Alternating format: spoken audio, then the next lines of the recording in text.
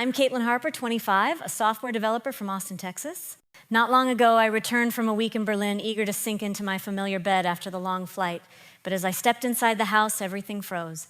My bedroom door wouldn't budge, and a faint glow seeped through the gap, spelling, "Out live now" in neon. If you were 25 and faced a locked door to your own space, how would you react? Share your thoughts in the comments below. It was mid-October 2025. The air carrying that subtle Texas chill as evening settled over our family home in Austin. I just dragged my suitcase through the front door, my body aching from jet lag and the whirlwind of laughs shared with my friends Landon and Caleb during our getaway.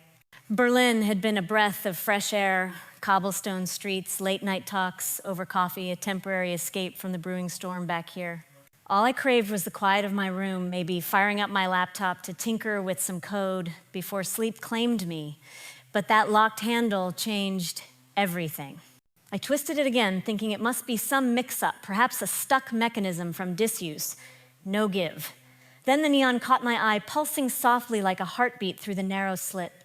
Music drifted out, mingled with light laughter, familiar yet out of place. My pulse quickened. This wasn't right. I knocked firmly, calling out, but no one answered at first. Frustration built as I leaned closer, piecing together the setup inside tripods, cameras, that unmistakable vibe of a makeshift studio. Pushing down the rising unease, I headed to the kitchen where the smell of fresh coffee lingered. Mom sat at the table, her mug in hand, scrolling through her phone without a glance my way. Dad was nearby, buried in a newspaper, his usual quiet presence. "What's happening with my room?" I asked, my voice sharper than intended. She finally looked up casual as if discussing the weather. "Your sister needed it for her vlog setup. It's her chance to really take off." The words landed heavy, tightening my chest like a vice. Brooke's voice echoed from behind the door now, chatting brightly into her camera, oblivious or uncaring. I pressed on my mind, reeling. And where do I fit in all this? Where am I supposed to rest? Mom gestured vaguely toward the window, pointing at the backyard. "The storage unit out there has space, or you can find somewhere else entirely." It felt like a physical blow, cold, dismissive. Dad shifted slightly, but said nothing, his silence speaking volumes. Everything I'd built the late nights coding to support us all seemed erased in that moment. My closed books, even my precious laptop, all crammed into that dusty corner outside. The storage unit creaked open under my pull, revealing boxes piled haphazardly in the dim light. Dust coated my favorite sweater as I lifted it, and my laptop sat exposed, vulnerable to the elements. Betrayal burned deep, not just from the invasion, but the ease with which they'd done it. Back in the kitchen, I held up the sweater, my hands trembling slightly. "You threw everything out here like trash," Dad spoke, then his tone measured. "Brooke's channel is gaining traction. She required the better lighting and space." Mom nodded, chopping vegetables with rhythmic thuds, her eyes narrowing as if I were the unreasonable one. Dylan's voice piped up from the living room couch where he'd been lounging. "Don't disrupt her flow. It's just stuff." The casual dismissal fueled the fire inside me. This wasn't merely about a room, it was the culmination of years where my efforts propped up everyone else. I'd covered bills when Dad's work slowed, kept the internet running for Brooke's uploads, even bailed her out on equipment costs. And now this. My phone buzzed faintly in my pocket, but I ignored it, focusing on the neon's glow still visible down the hall. Brooke's laughter rang out again, scripted and bright for her audience. I grabbed my suitcase, the wheels rumbling over the floor as I turned away. No more words, they didn't deserve them. Stepping out into the Austin night, the door clicked shut behind me, a final punctuation to the chapter I'd just closed. Little did I know this was only the start of unraveling the ties that had held me back for so long. About a month before, my Berlin getaway tensions boiled over during a family dinner in Austin. It was September 2025, and I was 25, sitting at our worn dining table, the air thick with the scent of roasted potatoes and brewing coffee. I'd been grinding overtime as a software developer, squirreling away every dollar for a dream trip, a rare chance to give Mom and Dad something special. But that night, the cracks in our family showed, and I realized how much I'd been carrying alone. The table was set, simply plates, a bowl of greens, the potatoes steaming in the center. Mom sipped her coffee, her eyes flicking between her phone and the food. Dad sat quietly, his hands folded, always the peacemaker who said little. Brooke, my younger sister, tossed her hair, her phone propped nearby as if ready to record. Her boyfriend, Dylan, sprawled next to her, one arm slung over the chair. I took a breath, steadying myself, and laid out my plan. I've saved enough to take you and Dad to Berlin for a week, I said, looking at Mom. Just the two of you, a chance to relax and make memories. Brooke's fork hit her plate with a sharp clang, cutting the room's hum. What about me, she snapped, leaning forward, her eyes narrowing. Dylan smirked, chiming in. Yeah, Caitlin, you're pulling serious money coding apps. Why leave us out? My jaw tightened, but I kept my voice even. You owe me $10,000, Brooke, I said, locking eyes with her. I've covered your vlog gear, your car payments, and you haven't paid a cent back. I'm not your bank. The air stilled forks, pausing mid-bite. Mom's lips pursed, and she set her glass down hard ice, rattling like a warning. Caitlin, that's selfish, she said, her tone low and sharp. Brooke so close to breaking through with her vlog. You should be proud not keeping score. Dad nodded slowly, his voice heavy. Family sacrifices for family. The words stung as if I'd broken some unspoken code. For years, I'd been the one stepping up, paying for groceries when Dad's hours were cut, covering Mom's phone plan, even keeping the internet on so Brooke could upload her lifestyle videos. And now I was the villain. Brooke crossed her arms, her smugness palpable. You're just jealous because I'm chasing something real, she said. Not everyone can hide behind a screen all day. Dylan laughed, leaning back, tossing in. Come on, Caitlin, don't be a drag. Pitch in. My hands gripped the table's edge, nails pressing into the wood. I'm not jealous. I shot back, my voice rising despite myself. I'm exhausted from being your ATM while you play influencer with my money. The room erupted. Mom accused me of tearing us apart, her finger jabbing the air. You've always envied her drive, she said. Dad shook his head, muttering, I'd changed since my tech job took off. Brooke piled on, claiming her vlog was our family's future, and I was holding her back. Dylan egged her on his jabs, cutting deeper. I tried to explain nights spent coding to clear their debts, dreams I'd shelved to keep us afloat, but their voices drowned, mine a wall of blame crashing over me. My chair scraped the floor as I stood, the sound slicing through the chaos. I'm done, I said, my throat tight, anger and hurt twisting together. Their faces, Mom's glare, Dad's disappointment, Brooke's smirk, Dylan's amusement burned into me. I couldn't stay in that room another second. I walked out, the dining room's warmth fading behind me as I reached for my phone. Landon and Caleb, my anchors through every family storm, were a call away. I'm going to Berlin, I told them, voice firm, despite the tremble in my hands. You in, they didn't hesitate. Absolutely, Landon said, his enthusiasm cutting through my fog. Let's make it epic, Caleb added. I booked the tickets that night, fingers shaking as I clicked confirm. This wasn't just a vacation, it was my way out, a step toward breaking free. The dining room fight had shown me the truth. I'd been propping up a family that saw my sacrifices as their due. Berlin would be my reset, but I had no idea how much more they'd take when I returned. Rolling my suitcase up the Austin driveway after Berlin, hoping for eased tensions. It was mid-October 2025, and I was 25, the Texas sun dipping low, casting long shadows over the familiar yard. The trip with Landon and Caleb had been a lifeline. Endless jokes, deep conversations under Berlin's streetlights, a buffer against the family fallout from that September dinner. I pictured collapsing onto my bed, diving into code without interruption. Maybe the distance had softened things at home. But as I approached my bedroom door, a chill hit me, unrelated to the evening air. The knob gleamed with a fresh lock, unyielding under my twist. Faint music seeped through, paired with bursts of laughter, Brooke's voice polished for her audience. My heart raced as I hammered on the wood. Who's in there? The door swung open and there she stood, phone mounted on a tripod, ring lights casting a soft glow. What are you doing in my room, Brooke? I snapped, my tone edged with disbelief. She flicked her hair back, smirking. It's my vlog studio now, chill out. I pushed past her breath, catching at the sight. My bed desk posters all vanished, replaced by cameras, tripods, and that glaring neon live now sign humming on the wall. The space I'd carved as my sanctuary erased for her setup. Where's all my stuff, I demanded, scanning the room. She waved toward the backyard. Out in the storage unit. It's no big deal. Her nonchalance fueled the fire building inside me. I stormed outside, the cooling air nipping at my skin as I yanked open the storage unit's creaky door. Boxes loomed in the dimness, my clothes folded haphazardly, books stacked without care, my laptop perched precariously on top, exposed to whatever dust or moisture might creep in. That laptop, my gateway to projects, my coding lifeline treated like junk. I snatched my favorite sweater, dust particles dancing in the fading light as they clung to the fabric. Betrayal sharpened into fury, a deep ache in my chest. Back in the kitchen, Mom chopped carrots with steady thuds, the knife's rhythm almost mocking. Dad sat at the table, coffee mug in hand, his expression neutral. I held up the sweater, voice trembling.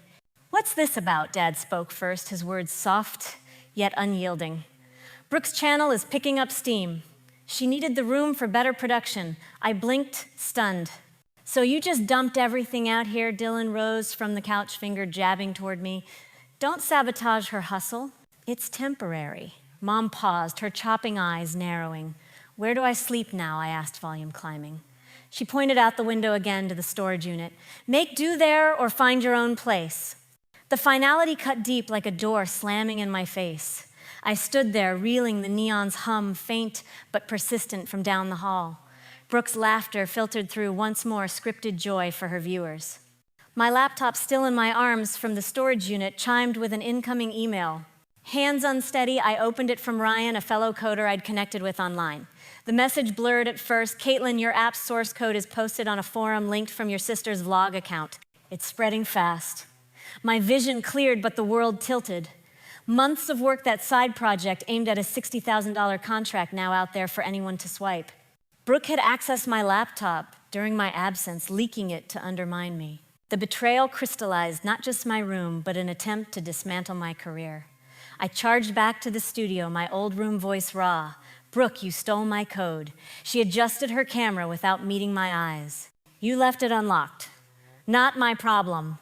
I turned to Dad, pleading. "You're okay with this?" He shifted, mumbling. "She's trying to stand out." Mom stepped in, tone icy. "You're overreacting." "It's for her brand." Suffocation closed in their dismissal, a heavy weight. The email's words flashed in my mind, coders already downloading my edge gone. This family who'd leaned on me for so long now enabled sabotage. I pulled out my phone, texting Landon. "They've crossed the line. I'm out." His reply came swift. "Doors open. Get here now. No packing, no final glances." I wheeled my suitcase out the front door, steps heavy but resolute, leaving the neon's glow behind. My laptop chimed with the email that shattered everything in our Austin home. It was mid-October 2025, and I was 25, standing in the hallway of the family house, the neon's glow still mocking me from the cracked door. The message from Ryan, a trusted coder friend, pulled the thread that unraveled it all, my side project, painstakingly built over months for a potential $60,000 deal now exposed online. Brooke's hand in it was clear, a deliberate strike while I'd been away in Berlin. The air felt thicker, charged with the weight of their choices. I clutched the laptop, vision blurring as I read the lines again, source code posted on a forum tied to Brooke's vlog account, already gaining traction among developers.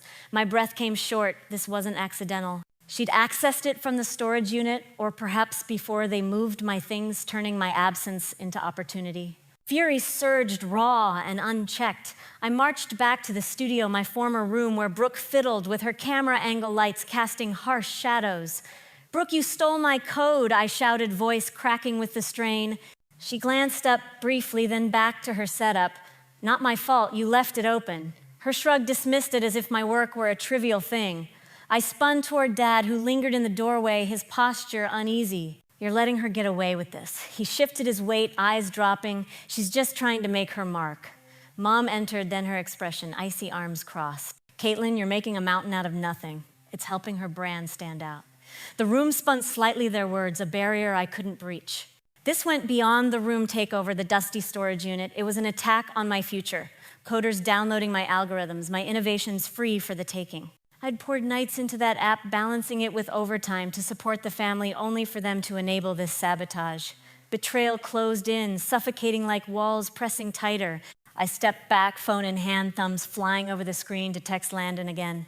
"They've gone too far. I'm done." His response buzzed almost instantly. "My place is open. Come now." No hesitation from him, a stark contrast to the family before me. I didn't pack beyond what was in my suitcase. No need to linger in this space that no longer felt like home.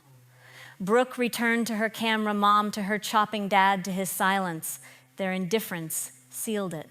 The front door clicked behind me as I stepped into the Austin night suitcase, wheels echoing on the pavement. Steps heavy but purposeful, I drove to Landon's apartment, the city's lights blurring through the windshield. His place was small, cluttered with vinyl records and half-assembled circuit boards, but it welcomed me like a haven. I collapsed onto his lumpy couch, the fabric worn but comforting, a far cry from the neon-lit studio.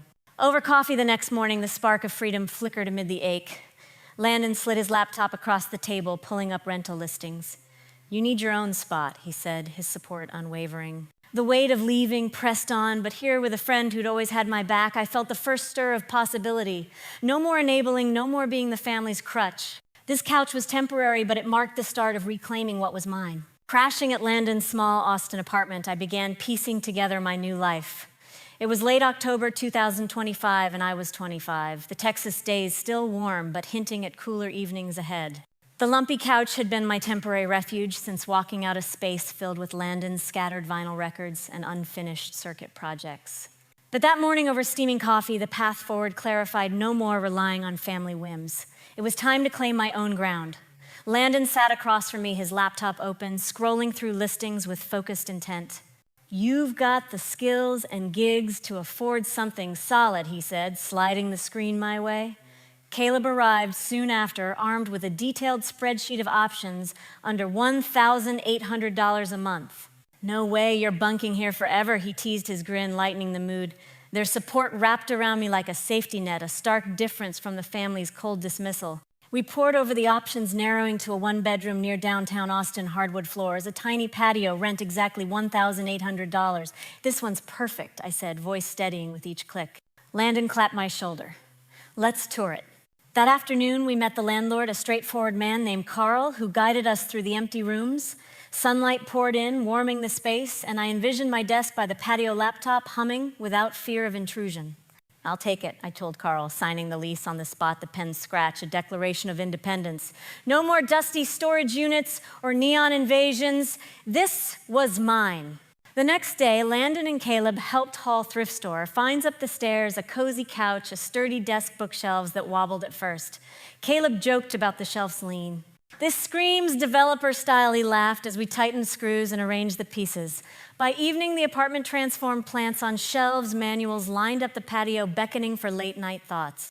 I stood in the living room, running a hand over the smooth hardwood, feeling the weight lift. Landon and Caleb high-fived me before heading out, their encouragement lingering. "You've got this," Caleb said. Alone, I set up my workspace, plugging in monitors, the quiet hum, a soothing rhythm. This move wasn't just about walls. It was drawing boundaries I'd long ignored. No trace of Mom's ultimatums or Brooke's smirks here. The family's chaos felt distant, a chapter closed. I opened my laptop, staring at the code I'd salvaged in snippets during the trip. Brooke's leak had spread, but I wouldn't let it define me. Late into the night, I began rewriting sections, tweaking algorithms to strengthen them, turning pain into progress. The patio became my sanctuary string lights. I'd hung, casting a soft glow as I worked. Each line of code rebuilt not just the app, but my resolve. An email pinged from a Dallas startup intrigued by my forum defenses against the leak. Nerves fluttered, but excitement won. I prepped a demo, polishing every detail. This space fueled it all, a fortress where I could focus without apology. Gratitude swelled for Landon and Caleb, my chosen allies who'd stepped up when blood ties failed. Their help in this transition reminded me, family wasn't always given. Sometimes it was built. As I closed the laptop that night, the apartment's creak settling around me, I knew this was the foundation of something unbreakable. No more sacrifices for those who didn't value them. In my new Austin apartment, late nights rewriting code turned betrayal into fuel. It was November 2025 through April 2026, and I was 25, the months blending as I honed my app on the patio under hanging lights. The $60,000 contract loomed as motivation, a chance to license my project management tool for small businesses. Brooke's leak had scattered my original code across forums, but I refused to fold. Instead, I rebuilt it stronger line by line. The patio's soft glow became my ritual space string lights, flickering as I tweaked algorithms late into the evening. Each revision felt like reclaiming ground, transforming sabotage into innovation. An email from a Dallas startup arrived one crisp morning, sparked by my forum posts countering the leak. They'd seen my defenses and requested a demo. Nerves twisted in my stomach, but I prepared, meticulously refining the interface, rehearsing my pitch until it flowed naturally. The drive to Dallas hummed with anticipation, the Texas highways stretching under clear skies. Their office was sleek glass walls and open desks buzzing with energy. Mia, the CEO, greeted me with a firm handshake, her sharp gaze locking on my screen as I launched the demo. This streamlines everything she said, leaning forward, notes scribbling across her pad. The app's features unfolded real-time tracking, intuitive dashboards, and her nods grew more frequent. 2 days later, the offer landed $60,000 to license it. I stared at the email, hands trembling, a grin breaking through. I did it. I whispered the words hanging in the air. I called Landon and Caleb immediately, their cheers echoing over the line. We met at a local pub in Austin's city center, the dim lights and wooden booths, a perfect backdrop. Cheap beer glasses clinked as Devon toasted. To Caitlin, who turned their mess into mastery, Landon raised his to fresh starts. Laughter filled the space, their support, a balm against the family's shadow. Back home, I splurged on a second monitor with the Advance expanding my workspace. Freelance gigs trickled in each one, bolstering my portfolio, the app gaining users, steadily hitting 12,000 by early spring. But challenges lingered. One morning, checking my collaboration Slack, a message from Nadia, a startup founder client, caught my eye. We need to discuss some rumors. My stomach nodded as I clicked her link to a tech forum thread. Anonymous claims clearly Brooks Doing accused me of stolen code and fake credentials targeting my key clients. Her smirk flashed in my mind, another attempt to pull me down. I texted Landon and Caleb, she's striking again. We gathered at a nearby coffee shop laptops, open brainstorming amid the aroma of fresh brews. Caleb spotted flaws in the posts. These timestamps match her vlog's IP range. Landon urged a measured response. I crafted a post transparent, not defensive, detailing my development timeline with screenshots of code commits proving originality. Hitting send heart pounding, I watched the thread shift. Fellow coders chimed in, debunking the claims, their vouching a wave of solidarity. Nadia messaged back, cleared up, we're with you. The relief was palpable, but Landon and Caleb pushed further. Caleb connected me with Sophia, who ran a Dallas tech meetup. She's influential, he said. I drove there the following week, nerves steadying as Sophia introduced me to founders, developers, investors. Your app's creating buzz, she said, handing her card. I pitched ideas, confidence building, with each affirming nod. By night's end, invites to hackathons and a fintech freelance offer arrived. Back in Austin, momentum surged. The app reached 12,000 users, rave reviews pouring in for the new real-time analytics dashboard. Late nights on the patio evolved into a rhythm, ideas flowing freely. Sophia called with a speaking slot at a Houston conference. You're authentic, she said. I smiled defiance, mingling with gratitude. We celebrated at my place with Landon and Caleb, pizza boxes, scattered soda cans raised. To overcoming, Caleb toasted. Their presence anchored me, this network, my true lifeline, unbreakable by past lies. 7 months into my independence in Austin, my phone lit up with 39 missed calls from Brooke. It was May 2026, and I was 25 coding on my apartment's patio under the soft glow of hanging lights. The city hummed faintly beyond, but those notifications jolted me, a ripple of unease, breaking my focus. I ignored them at first, eyes fixed on a new feature for my app, now thriving with 12,000 users. Then a text from Mom flashed. Where are you? My jaw tightened. I hadn't spoken to them since walking out. Curiosity nudged me to play Brooke's voicemail, her voice frantic, almost unrecognizable. Caitlin, we're in deep trouble. You have to help. I deleted it, fingers cold, but Mom's next text pressed harder. Call me now. Pacing the hardwood floors, the creaks echoing my restless thoughts, I gave in and dialed. Mom's tone was strained, not the commanding edge I knew. Brooke's buried in debt, she said. Several tens of thousands for vlog gear, cameras, lights, software. We're selling the house to cover it. Dad's falling apart. We need you. Dylan's voice cut through the background, loud and pushy. Come on, Caitlin, don't turn your back. Family steps up. I snorted, patience thin. Family, I said, voice sharp. You mean the ones who tossed my life into a storage unit? Mom pleaded her words, softer but desperate. We're losing everything. I hung up chest tight with a tangle of anger and fleeting guilt. The next morning, a letter slipped under my door, Dad's handwriting shaky and brief. We're sorry. Brooke messed up. Please help save the house. I sat on my couch, the paper crumpling in my grip. Memories surged Dad's silence when Brooke took my room. Mom's ultimatum, the dusty storage unit. Their choices had built this mess, not mine. I texted Landon and Caleb, needing their clarity. We met at an Austin cafe, the air heavy with the scent of fried snacks and coffee. I slid Dad's letter across the table. They're drowning in Brooke's chaos, I said. Landon read it, brow furrowed. They chose this path, he said, handing it back. Caleb nodded, sipping soda. You don't owe them, Caitlin. You've built your life. Their words grounded me, echoing the resolve I'd nurtured. I drove to the old neighborhood the next week, not to rescue, but to see the fallout.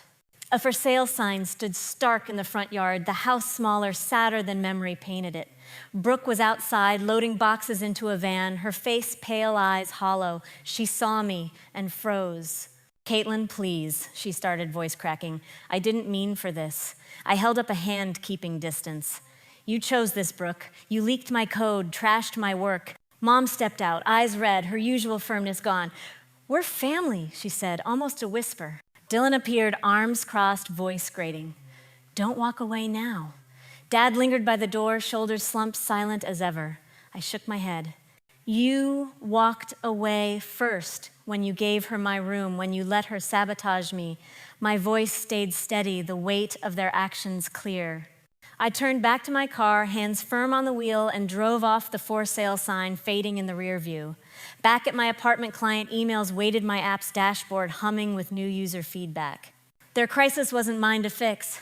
Brooke's reckless spending, Mom's enabling Dad's passivity, Dylan's prodding, they'd built their own storm. I leaned back the patio's quiet hum surrounding me and opened my laptop.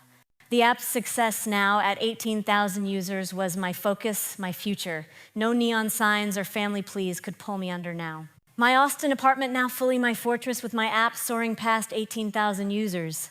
It was post-May 2026 and I was 25, standing in my living room, the hardwood floors creaking softly underfoot. A new coffee table bought with a recent freelance paycheck gleamed in the sunlight, surrounded by shelves of coding manuals and thriving plants. The patio strung with hanging lights glowed at night as my think tank, a far cry from the dusty storage unit I'd left behind. This space was mine, built on my terms.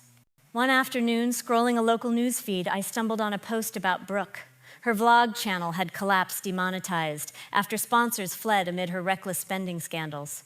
Comments tore into her fake content, unpaid debts, her once shiny hustle, now a cautionary tale.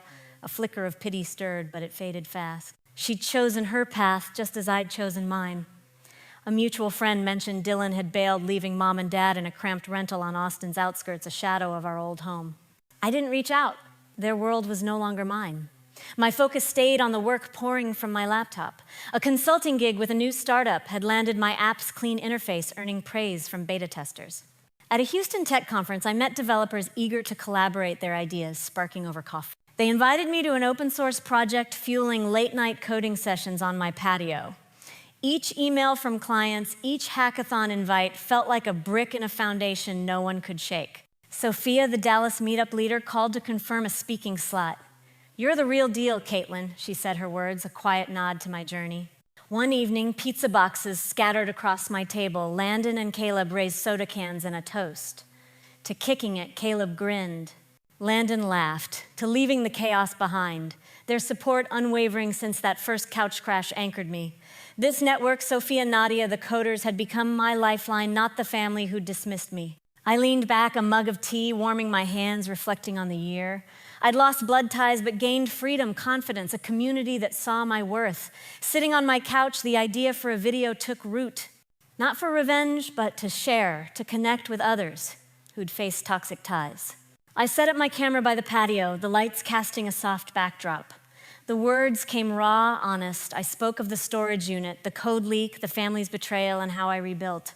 If you've ever had to choose yourself, I said, voice steady, share your story below. Let's lift each other up. I hit upload, heart racing as views climbed.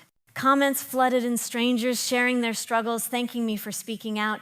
Late that night, I read them, each one a thread in a larger tapestry. Their words echoed my own choosing self over chaos, building anew. The lesson was clear: when those closest don't value you, you carve your own path. Brooke's chase for clout cost her everything. Mom and Dad's enabling broke their foundation. I'd chosen differently, and this apartment, this life was proof. My app thrived, my network grew, and I stood taller than ever, ready for what came next. The Austin night settled around my patio, the hum of my laptop, a quiet companion. I'd walked away from a family that saw my sacrifices as their due, and in doing so, found a life that was wholly mine. The lesson isn't loud. It's about choosing yourself when others don't, building a future on your own terms. Have you ever had to draw that line? Share your story in the comments. Let's keep lifting each other up.